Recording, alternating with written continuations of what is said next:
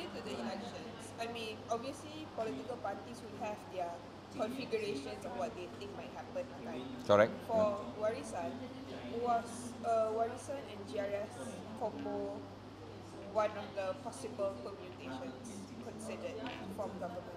Before, obviously, you know what the...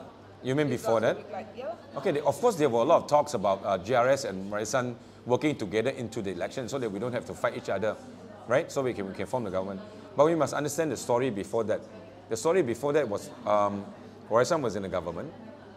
The leaders who are in before GRS wanted to work with Warisan and then betray Warisan, and Warisan government failed as a government because of all these frogs thing, hoping and all that. And then after that, they continued to buy our leaders after they formed the government, even though there were talks about maybe we can work together for stability. But when they meet you and talk about stability, the next thing they buy your YBs. So this kind of thing happens, you know. So we have a lot of YBs being bought by them.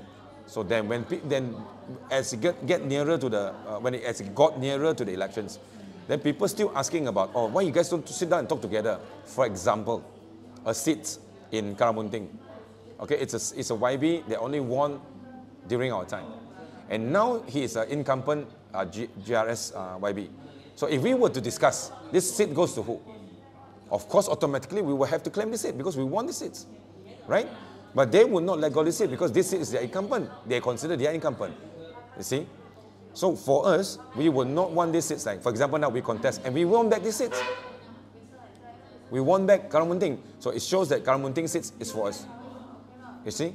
So, but if we were to work with, say, for example, in Tanjung Kapur is also our seat. If we were to negotiate them before the elections, these seats we want to take it back, but they won't give it back to us. So there are too many bad bloods happened before that, prior to the election. So the best way is to understand that we all Sabahans must understand the inspirations or the aspirations of our Sabahans. So they wanted to see a Sabah government, but because of those bad bloods and the past experience, we are unable to form that formula before the election. But we must at least understand that after the election, we should be able to form that. Because after the election, we will have to accept the mandate of the people already, right? So the bad blood was over. The bygone be bygone. Let's move forward.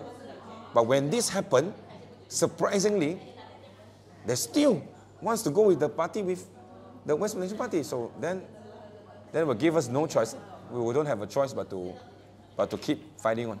So that's what.